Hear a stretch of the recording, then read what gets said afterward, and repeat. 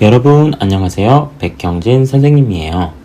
오늘은 교과서를 나눠주는 날이었지요. 이제는 교과서를 받았으니 온라인 개학이 되더라도 선생님과 수업을 잘 해나갈 수 있을 거예요. 집에서 교과서를 잘 보관하고 있다가 선생님이 수업 영상을 올리면 그걸 보면서 진짜 개학이 될 때까지 열심히 공부해 보도록 해요. 그럼 오늘의 이야기를 시작할게요.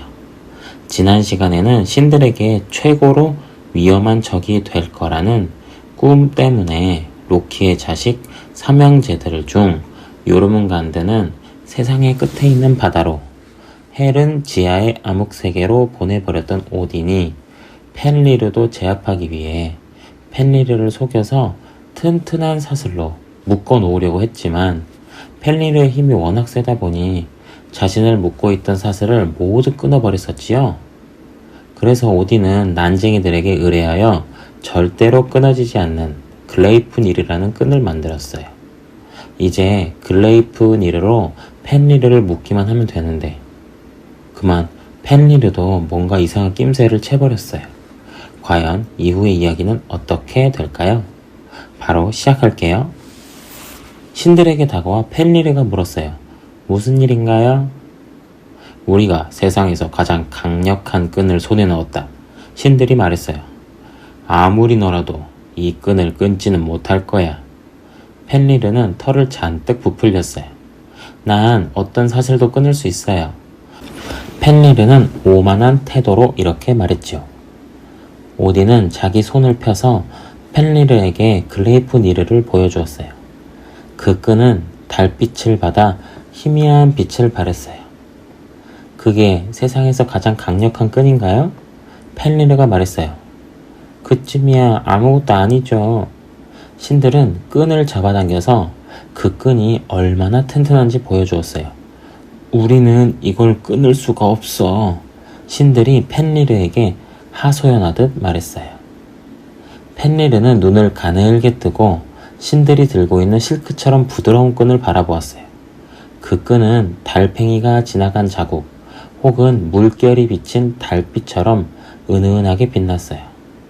하지만 늑대는 이내에 흥미를 잃고 고개를 돌렸지요. 이건 안 할래요. 펜리르가 말했어요. 무겁고 큰 진짜 쇠사슬, 진짜 단단한 족쇄를 가져오세요. 그래야 내 힘을 보여드릴 수 있죠. 이건 글레이프니르라고 한다. 오딘이 말했어요. 세상에 어떤 사슬이나 족쇄보다도 튼튼한 끈이지. 설마 이게 두려운 게냐, 펜리르? 두렵다고요? 전혀요. 하지만 이렇게 가느다란 리본을 끊어왔자 뭐 하겠어요. 그런다고 내가 명성을 얻을 수 있는 것도 아니잖아요. 사람들은 모여서 이렇게 쑥덕거리겠죠.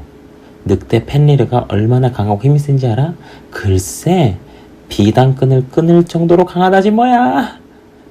이 얼마나 창피한 일이에요. 글레이프니르를 끊어봤자 저에게는 아무 영광도 돌아오지 않아요. 겁을 먹은 게 분명하구나.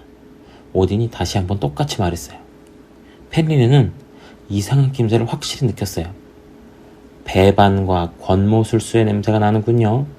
늑대의 황금색 눈동자가 달빛을 받아 번뜩였어요.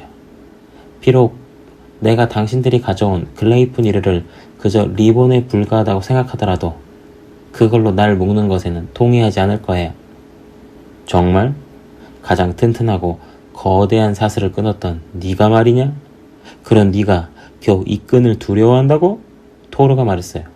난 아무것도 두려워하지 않아! 펜리르가 으르렁거렸어요. 오히려 조그만 당신들이 날 두려워하는 것 같은데. 오딘은 수염이 난 턱을 긁으며 말했어요. 넌 어리석은 놈이 아니야, 펜리르. 누구도 널 배반하지 않을 거야. 하지만 네가 마음이 내키지 않는 건 이해한다. 아주 용감한 전사만이 자기가 끊을 수 없는 끈으로 묶이는데 동의할 수 있지. 신들의 아버지인 내가 장담하는데 네가 이런 끈, 네 말대로 진짜 실크 리본인 이 끈을 끊을 수 없다면 우리 신들은 널 두려워할 이유가 전혀 없으니 곧바로 리본을 자유롭게 풀어줘서 네 마음대로 자유롭게 살 수 있게 해주겠다. 펜리르가 길게 으르렁거렸어요. 최고신이시여, 거짓말하지 마십시오. 당신은 숨 쉬는 것처럼 거짓말을 하는군요.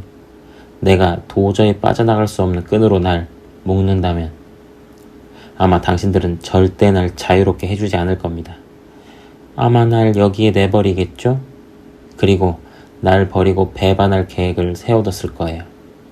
그러니 그 리본을 내 몸에 두르도록 허락하지 않을 겁니다. 좋은 말이다. 또 용기 있는 말 같기도 하군. 오딘이 말했어요. 하지만 겁쟁이라는 사실이 증명되면 어쩌나 하는 너의 두려움을 가리기 위한 말이기도 하지. 펜리르, 넌 이 실크 리본으로 묶이는 걸 무서워하고 있어. 더 이상의 대화는 필요 없겠구나. 펜리르의 혀가 입에서 축 늘어지더니 이빨 하나가 인간의 팔만큼이나 긴 날카로운 송곳니를 드러내며 웃었어요.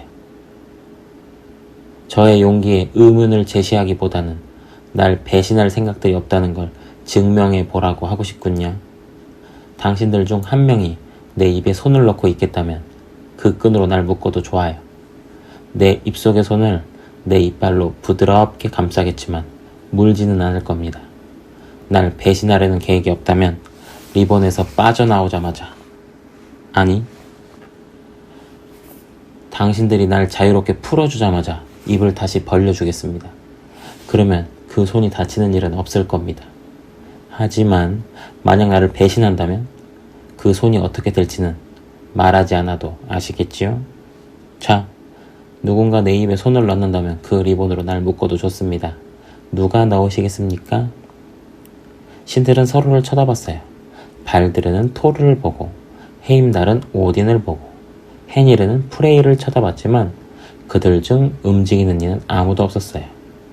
그때 오딘의 아들인 티르가 한숨을 푹 내쉬더니 한 발 앞으로 나와 오른손을 들었지요. 내가 너의 입에 손을 넣겠다, 펜리르.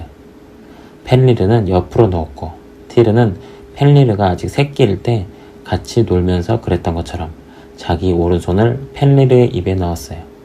펜리르는 입을 부드럽게 다물어 피부가 상하지 않도록 티르의 손목을 가볍게 물고는 눈을 감았어요. 신들은 글레이프니르로 펜리르를 묶었어요. 희미하게 반짝이는 달팽이 자국이 거대한 늑대를 감싸고 그의 다리를 묶어서 움직이지 못하게 만들었어요. 자, 펜리르, 이제 끈을 한번 끊어보아라. 네가 얼마나 강한지 우리 모두에게 보여다오. 오딘이 말했어요. 늑대는 몸을 쭉 뻗으면서 몸부림을 쳤어요. 자기를 묶고 있는 리본을 끊으려고 몸의 모든 신경과 근육에 압박을 가해 수축시켰어요. 하지만 힘을 주면 줄수록 줄을 끊기가 더 힘들어지는 듯했고 압력을 가할 때마다 반짝이는 리본은 더 튼튼해지기만 했어요. 신들은 처음에는 숨죽여 웃다가 곧 낄낄대며 웃었어요. 그리고 마침내 그 짐승이 움직이지 못하게 되어 더 이상 위험하지 않다는 확신이 서자 갑자기 신들은 크게 소리내어 웃기 시작했어요. 티르만 침묵을 지켰지요. 티르는 웃지 않았어요. 펜리르의 날카로운 이빨이 손목에 닿고 펜리르의 따뜻한 혀가 손바닥과 손가락에 닿는 걸 느끼고 있었거든요. 펜리르는 몸부림치는 걸 멈추고 가만히 누워 움직이지 않았어요. 만약 신들이 펜리르를 자유롭게 풀어줄 생각이 있다면 지금 그렇게 하면 되는 거였어요. 하지만 신들은 계속해서 더 크게 웃기만 할 뿐이었어요. 천둥 소리보다 더 시끄러운 토르의 웃음소리가 오딘의 메마른 웃음, 발드르의 종소리 같은 웃음과 어우러졌어요. 펜리르는 티르를 쳐다보았어요. 티르는 용감하게 그 시선을 맞받았어요. 그리고 눈을 감고 고개를 끄덕이며 펜리르에게 속삭였어요. 어서 해, 펜리르. 펜리르는 티르의 손목을 그대로 깨물었어요. 티르는 아무 소리도 내지 않았어요. 그저 왼손으로 잘린 오른쪽 손목을 감싸고 최대한 꽉 눌러서 뿜어져 나오는 피를 막았을 뿐이에요. 펜리르는 신들이 글레이프니르의 한쪽 끝을 잡고 산처럼 거대한 돌덩이에 그 끝을 꿰어 땅 밑에 묶는 모습을 지켜보았어요.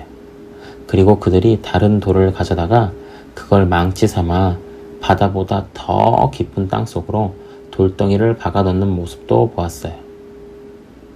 배신자 오딘! 늑대가 외쳤어요. 네가 내게 거짓말을 하지 않았다면 난 신들의 친구가 되었을 거야.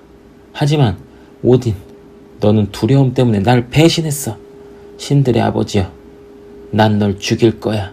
세상 모든 게 끝날 때까지 기다렸다가 해를 삼키고 달도 삼켜버릴 거야. 하지만 무엇보다 즐거운 일은 너, 오딘, 너를 죽이는 일이겠지. 신들은 펜리르의 턱이 닿는 곳에 가까이 가지 않도록 주의했어요. 신들이 바위를 깊이 파묻는 동안 펜리르가 몸을 뒤틀면서 신들을 물어 뜯으려고 했기 때문이에요. 신들 가운데 펜리르와 가장 가까이에 있던 티르가 침착한 태도로 자기 칼을 펜리르의 입천장에 찔러 넣었어요. 그리고 칼자루를 늑대의 아래턱에 끼우자 턱이 크게 벌어져서 더 이상 다치지 않게 되었어요. 펜리르가 불분명한 소리로 으르렁대자 입에서 침이 넘쳐 흘러 강을 이루었어요. 그게 늑대라는 사실을 몰랐다면 동굴 입구에서 강이 흘러나오는 작은 산이라고 착각할 정도였지요. 신들은 침으로 생겨난 강이 어두운 호수로 흘러 들어가는 그곳을 떠나면서 다들 아무 말도 하지 않았어요. 하지만 펜리르에게서 충분히 멀어지자 다시 웃음을 터뜨리면서 서로의 등을 두드려 줬어요. 아주 영리하게 일을 처리했다고 믿는 자들처럼 한방 미소를 지었지요. 하지만 티르는 미소를 짓지도 웃지도 않았어요. 티르는 자신의 생각을 남들에게 알리지 않은 채 잘린 손목을 천으로 단단히 감싸고 신들과 함께 아스가르드로 돌아갔어요. 자, 오늘의 이야기는 여기까지예요.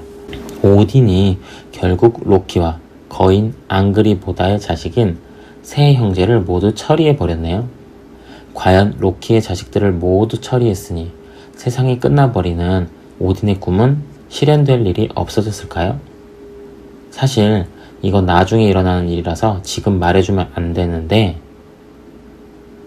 신들의 세계가 끝나는 날은 사실 오딘이 로키의 형제들을 처리했기 때문에 오지 않게 되는 것이 아니라 반대로 오딘이 로키의 자식들을 아스가르드로 데려와 멀리 보내버리거나 배신했기 때문에 그 세 형제가 신들에게 원한을 품고 복수를 하게 되면서 세계가 끝나는 날이 오게 되는 거였어요. 이처럼 내가 어떤 목적을 가지고 행동을 했는데 시작할 때 기대했던 결과와는 완전히 반대의 결과가 생기는 일이 우리들에게는 종종 일어나요.